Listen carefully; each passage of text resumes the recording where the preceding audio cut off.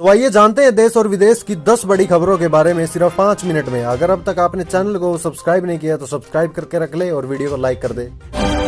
पलायन की समस्या, हरियाणा के युवा पंजाब की राह पर जा रहे हैं।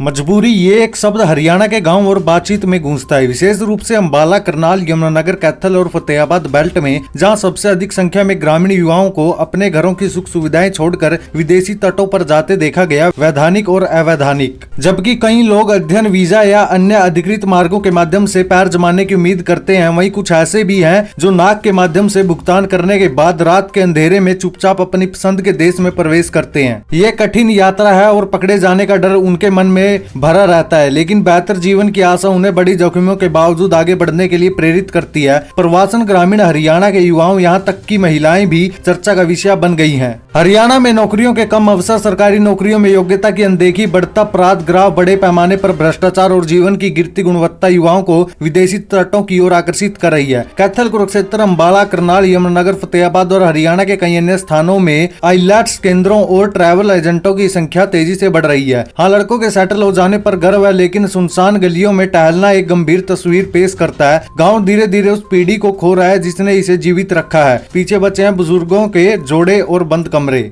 अपने विशाल आंगन के प्रवेश द्वार पर चारपाई पर बैठे 65 वर्षीय जगदीश चंद्र कहते हैं कि कुछ साल पहले हम इस घर में 11 सदस्य थे। मेरे भाई सबसे पहले जाने वाले थे, उनके बेटे पीछे आए, फिर उनके परिवार, मेरी बेटी उनके पीछे चली गई। अब मैं एक घर के एक छोर पर प्रवेश द्वार के पास और मैं, मेरी पत्नी कमला रानी दूसरे छोर पर बैठती है। विदेश में अमेरिका, इटली और ग्रीस में रहने वाले सभी लोग वीडियो कॉल करते हैं। मनपड़ है और सिर्फ फोन उठाना ही सीखा है। हम ये भी नहीं जानते कि वह कॉल कैसे करे। घर खाली है, लेकिन हम जानते हैं कि वे सभी खुश हैं और अच्छा कमा रहे हैं। दिल्ली के डीसीपी ऑफिस में बाबा बागेश्वर का दरबार, हाथ जोड़कर बैठे दिखे दिल्ली पुलिस के अधिकारी। दिल्ली के पटपड़गंज इलाके में बाबा बागेश्वर की कथा का आयोजन किया गया, जहां हजारों की संख्या में बाबा के श्रद्धालु पहुंचे थे। शुक्रवार यानी 7 जुलाई को बाबा की कथा का समापन हुआ और फिर दिल्ली पुलिस भी बाबा की भक्ति में रंगी नजर आई। पुलिस अधिकारी बाबा से विनती कर उन्हें डीसीपी ईस्ट ऑफिस में ले गए। फिर क्या था, वहीं डीसीपी ईस्ट ऑफिस में सज गया बाबा का दरबार, जहाँ पुलिस अफसर मीटिंग करते हैं और प्रेस कॉन्फ्रेंस होती है। उसी रूम में बाबा की गद्दी लगाई गई। प्राइवेट नौकरी वालों को मिलेगी पेंशन, सरकार की स्कीम में इन्वेस्ट, रिस्क कम, पत्नी के नाम खोल सकते अकाउंट। नौकरी के बाद बुढ़ापा आराम से कटे, इसलिए लोग अपनी कई तरह की इन्वेस्टमेंट करते हैं। सही जानकारी न होने की वजह से कई बार लोग गलत जगह पर इन्वेस्ट कर देते हैं। आज जरूरत की खबर, हम आपको रिटायरमेंट प्लानिंग के लिए इन्वेस्ट करने का एक बेस्ट ऑप्शन बता रहे हैं, नेशनल पेंशन स्कीम यानी कि एनपीएस। यह सरकार की कॉन्ट्रीब्यूटरी पेंशन स्कीम है, जिसे जनवरी 2004 में सरकारी कर्मचारियों के लिए शुरू किया गया था। इसके बाद 2009 में स्कीम को सभी कैटेगरी के लोगों के लिए खोल दिया गया। इसमें इन्वेस्ट करके आप रिटायरमेंट पर बड़ा फंड पा सकते हैं। इसमें रिस्क न के बराबर होता है। यह अकाउंट आप अपने नाम से या फिर अपनी पत्नी के नाम से भी खुलवा सकते हैं। कोई भी भारतीय नागरिक जिसकी उम्र 18 से 70 के बीच है, वो एनपीएस में इन्वेस्ट कर सकते हैं। कारोबारियों को अब वापस करना होगा ज्यादा इनपुट टैक्स क्रेडिट, जानिए जीएसटी के किस नए नियम से मची खलबली।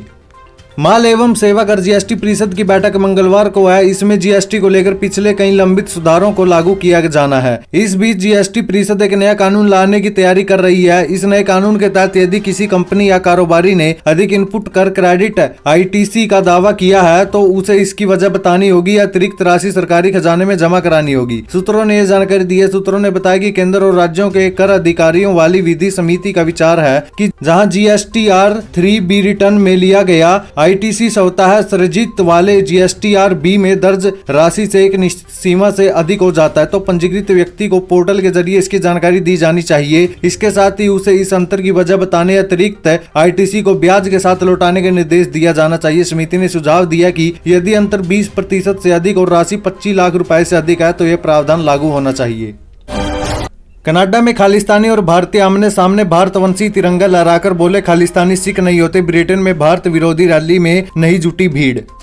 कनाडा में इंडियन कॉन्सुलेट के बाहर करीब 250 खालिस्तानी प्रदर्शनकारियों ने झंडे लहराए और नारे भी लगाए। इसके जवाब में भारतीय समुदाय के लोग भी तिरंगा लेकर वहां मौजूद रहे। उन्होंने भारत माता की जय और वंदे मातरम के नारे लगाए। इस दौरान उनके हाथ में तख्ती पर खालिस्तानी सिख नहीं होते स्लोगन लिखा हुआ था। भारतवंशियों के प्रदर्शन और नारेबाजी के आगे खालिस्तानियों की रैली फीकी पड़ गई। प्रदर्शन के दौरान दोनों पक्ष के समर्थक आमने सामने नजर आए। बता दें कि खालिस्तानी आतंकी हरदीप सिंह निज्जर की हत्या के बाद खालिस्तानी समर्थकों ने 8 जुलाई को अमेरिका, ब्रिटेन और कनाडा में किल भारत रैली निकालने की घोषणा की थी।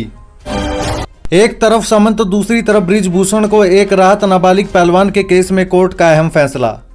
दिल्ली उच्च न्यायालय ने बृजभूषण शरण सिंह पर यौन शोषण का आरोप लगाने वाली नाबालिग महिला पहलवान को इजाजत दे दी कि वो यौन शोषण से संबंधित याचिका को वापस ले ले। नाबालिग महिला पहलवान के वकील ने जस्टिस दिनेश कुमार शर्मा से गुहार लगाते हुए कहा था कि दिल्ली पुलिस ने ट्रायल कोर्ट में कैंसिलेशन रिपोर्ट दायर की है, जिसे देखते हुए हाईकोर्ट में दायर याचिका निरर्थक रह जाती है। याचिकाकर्ता के वकील ने कहा कि जब दिल्ली पुलिस ने ट्रायल कोर्ट में कैंसिलेशन रिपोर्ट दाखिल कर दी, तब वो इस अदालत में दायर याचिका पर आगे की कार्रवाई को लेकर इच्छुक नहीं है। याचिका को रद्द किया जाए, जिस पर अदालत ने उन्हें याचिका वापस लेने की अनुमति दे दी। अदालत के इस फैसले को एक तरह से बृजभूषण सिंह के एक राहत के तौर पर भी देखा जा रहा है। हालांकि दिल्ली पुलिस की कैंसिलेशन रिपोर्ट पर अभी अदालत कार्रवाई कर रही है। 30 मई को हाईकोर्ट ने अपनी रजिस्ट्रार जनरल दिल्ली सरकार और पुलिस को आदेश दिया था कि वो यह तय करे कि नाबालिग पहलवान की याचिका किस अदालत में सुनी जाएगी।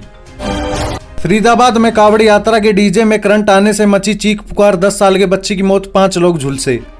हरियाणा के ग्रेटर फरीदाबाद के गांव बतौला में शनिवार रात उस समय अफरा तफरी का माहौल बन गया जब कावड़ यात्रा के दौरान पिकअप गाड़ी पर रखे डीजे में करंट आ गया। इस घटना में करंट लगने से एक 10 साल के बच्चे की मौत हो गई, जबकि हादसे में करीब 5 लोग झुलस गए हैं। बताया जा रहा है कि डीजे में करंट आने से मरने वाले बच्चे की पहचान 10 वर्षीय तानिश के रूप में हुई है। वहीं झुलसे हुए लोगों को इलाज के लिए नजदीक के एक निजी अस्पताल में भर्ती करवाया गया। खेड़ीपुल थाना की पुलिस करंट लगने के कारण की जाँच कर रही है। जानकारी के अनुसार सावन महीने में कावड़ यात्रा पर जाने से पहले कावड़ियों की डीजे लगी गाड़ी से गांव की फेरी लगाई जा रही थी। दिनेश नामक युवक तारों को हटाने के लिए गाड़ी के ऊपर बैठ गया था, तभी उसका सिर तार से टकरा गया। इससे अर्थ बनने के कारण करंट फैल गया। इस घटना में एक बच्चे की मौत हो गई और 5 अन्य लोग झुलस गए।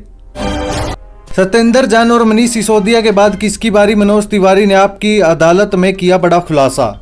देश का सबसे लोकप्रिय शो आपकी अदालत में भोजपुरी के लोकप्रिय अभिनेता, गायक और बीजेपी सांसद मनोज तिवारी ने इंडिया टीवी के editor in chief Rajat Sharma के सवालों का जवाब देते हुए बड़ा खुलासा किया। उन्होंने कहा कि सत्येंद्र जैन और मनीष सिसोदिया के बाद अब अरविंद केजरीवाल के जेल जाने की बारी है। उन्होंने कहा कि केजरीवाल की बात पर अब दिल्ली भरोसा करने वाली नहीं है। रजत शर्मा ने जब ये सवाल किया कि केजरीवाल तो आपको आउटसाइडर कहते हैं, इस पर मनोज तिवारी ने कहा कि केजरीवाल भी तो दिल्ली में पैदा नहीं हुए, कहीं और पढ़े हैं, अब पता नहीं कि वो पढ़े भी हैं या नहीं। इस पर रजत शर्मा ने कहा कि उन्होंने IIT खड़गपुर से पढ़ाई की है। तब मनोज तिवारी ने कहा कि हम भी सुनते हैं कि पढ़े हैं, लेकिन उनकी बात सुनने से तो ऐसा नहीं लगता है, क्योंकि जो पढ़ा लिखा होगा वह अपने देश के लोगों को आउटसाइडर कैसे कहेगा।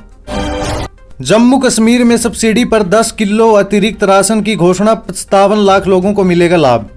जम्मू कश्मीर के उपराज्यपाल मनोज सिन्हा ने शनिवार को केंद्र शासित प्रदेश में गरीब और वंचित वर्गों की खाद्य सुरक्षा सुनिश्चित करने के लिए प्रधानमंत्री खाद्य अनुपूरक योजना PM food supplementation scheme PMFSS की शुरुआत की। इस योजना के तहत प्राथमिकता वाले सभी परिवारों, अंत्योदय अन्न योजना परिवारों के लिए रियायती दरों पर 10 किलो अतिरिक्त राशन की घोषणा की गई है। एक संवाददाता सम्मेलन को संबोधित करते हुए जम्मू कश्मीर के LG मनोज सिन्हा ने घोषणा की है कि प्रधानमंत्री खाद्य अनुपूरक योजना PMFSS के तहत जम्मू कश्मीर के करीब 57 लाख से ज्यादा लोग कवर होंगे।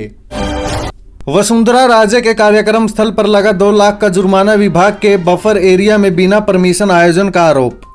राजनीतिक द्वेषता हो या नियम का फेर, लेकिन राजनीति अब धीरे धीरे व्यक्तिगत आरोप प्रत्यारोप के साथ सीधे तौर पर नुकसान पहुंचाने की होती जा रही है। अगर नेताओं में तीखी प्रतिद्वंदिता हो तो एक दूसरे के खिलाफ वाक युद्ध ही नहीं, जहां मौका मिलता है एक दूसरे का नुकसान करने में भी चूकते नहीं। हालांकि इस नुकसान करने के पीछे राजनीतिक कारण हो सकते हैं, लेकिन नियम और कानून का सहारा भी लिया जाता है। ऐसे ही एक अजीबोगरीब मामला कोटा बूंदी संसदीय क्षेत्र में देखने को मिला, जहाँ पूर्व CM वसुंधरा राजे की सभा स्थल पर वन विभाग ने 2 लाख रुपए का जुर्माना लगा दिया। तरुण मेहरा ने बताया कि वन क्षेत्र में सभा स्थल पर गंदगी करना, वन विभाग की जमीन पर गड्ढे करना, टेंट लगाना, पेड़ पौधे झाड़ियों को काटने के कारण यह जुर्माना लगाया गया है। उन्होंने कहा कि बिना परमिशन के वन क्षेत्र में आने पर वाइल्ड लाइफ एक्ट के तहत ये कार्रवाई की गई है। जो भी आयोजक है उनके खिलाफ ये जुर्माना लगाया गया है। उन्होंने कहा कि जहाँ UIT ने परमिशन दी है वहाँ इन लोगों ने टेंट नहीं लगाया और सूखा देखकर वन विभाग की जगह पर कार्यक्रम किया, जिससे यहाँ वायलेंस हुआ। जिस जगह यह कार्यक्रम हुआ वह शंभूपुरा